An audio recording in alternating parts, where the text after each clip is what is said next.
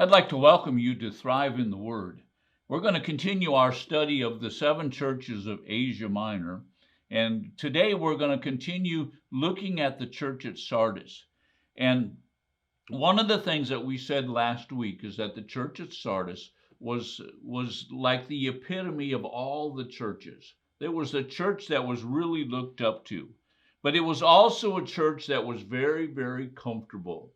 You see, the city of Sardis had very little idol worship. They had very little worship of foreign gods. They didn't have all the temples of prostitution and all the immorality that other cities had. But the other cities would look up to Sardis and they would say, wow, if we could just be like them. The only problem was Jesus looked at them and he had nothing good to say about them. He said, I know your deeds and you're dead. That's pretty frank, isn't it? He got right to the point. You're dead. And so we see here a church that's doing everything right. All the outward things, they've got welfare programs and they've got all these things that they're doing right. And Jesus looks right at them and says, you're dead. Now, that brings us to verse number 4. If you haven't been watching, go ahead and go back into the site there at YouTube and go ahead and look at the other videos, and that will bring you up to speed with the church at Sardis. But then in verse number 4, Jesus says this. He says, you have a few people in Sardis who have not spoiled their garments. Now, Jesus says, there's a few of you. Now, this word few, it actually means very little. You know, in the English, we would say that you have a couple, which means 2, and then you have a few, which means more than 2.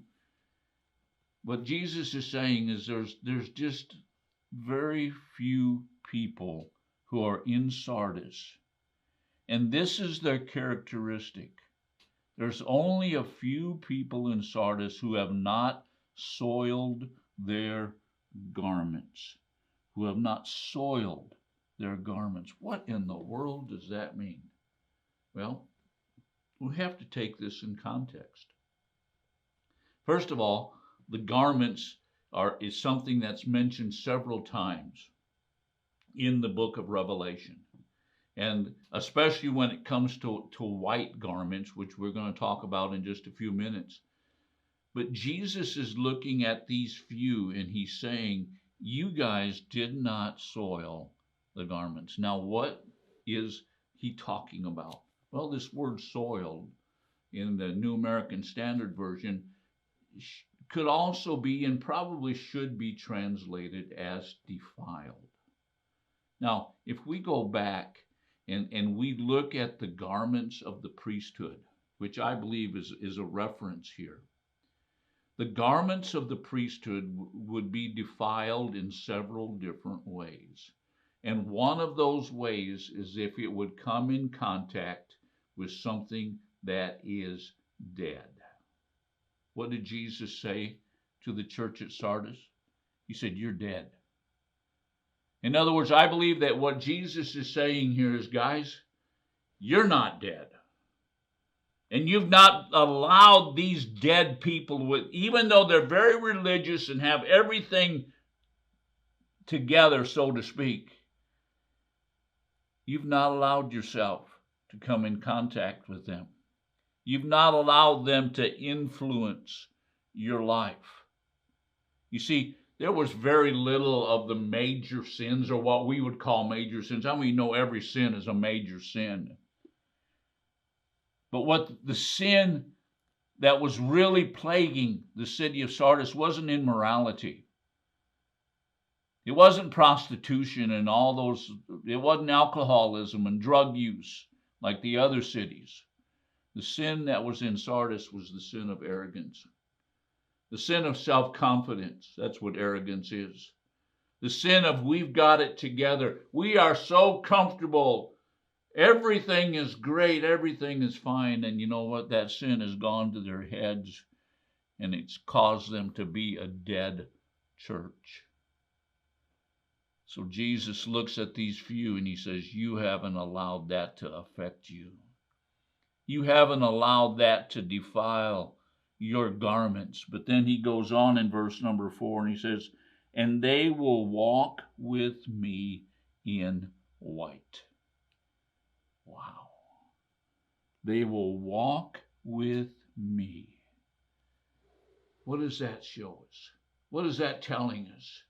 That's telling us that Jesus is having a personal relationship, a very close personal relationship with these people who have not allowed themselves to be defiled with the arrogance and religious pride of the church of Sardis. They will walk with me. They'll commune with me.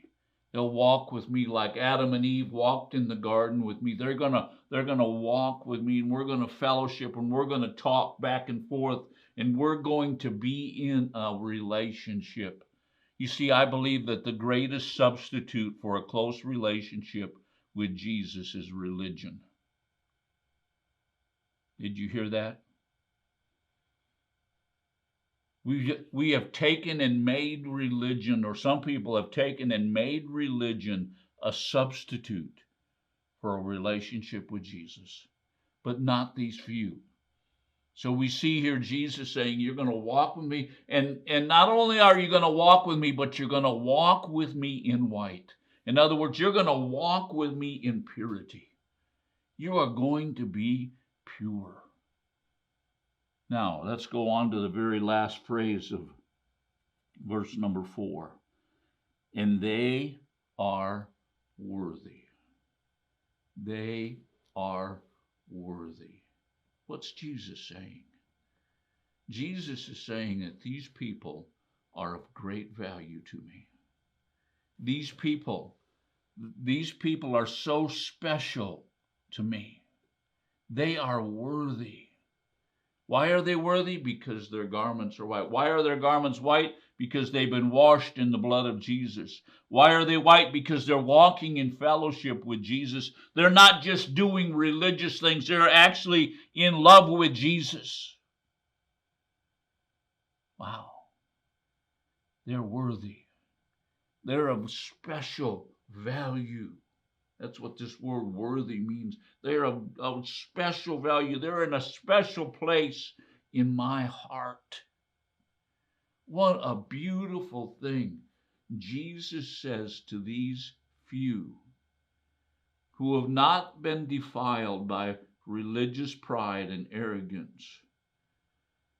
They have not allowed their garment of righteousness to be touched by that sin. And Jesus says they're walking with me, but not only are they walking with me, but they are worthy. They are something special. You know what? When Jesus says you're something special, you are really special. Thanks for watching us. I hope that you'll watch us again tomorrow.